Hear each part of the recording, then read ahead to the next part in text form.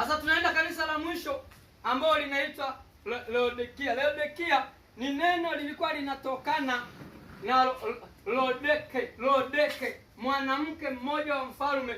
Huu mji wa Laodikia ulijengwa na mfalme Antiokia wa pili, ndiye aliujenga na akauita jina lake Lodike, ambao ni mke wake.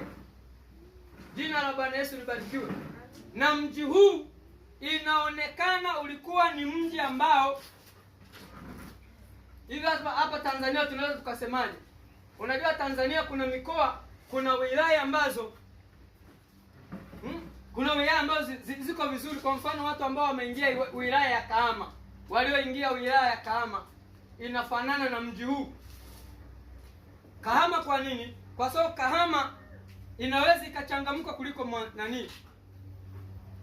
Shinyanga. Unajua wale walioenda Mwanza unaweza usifahamu Kahama, lakini Kahama wale wanaokwenda kama kwetu Bukoba, wanaoenda Biharamulo, wanaoenda kwenda Kigoma, wanafahamu kati ya wilaya zinazochangamka Tanzania.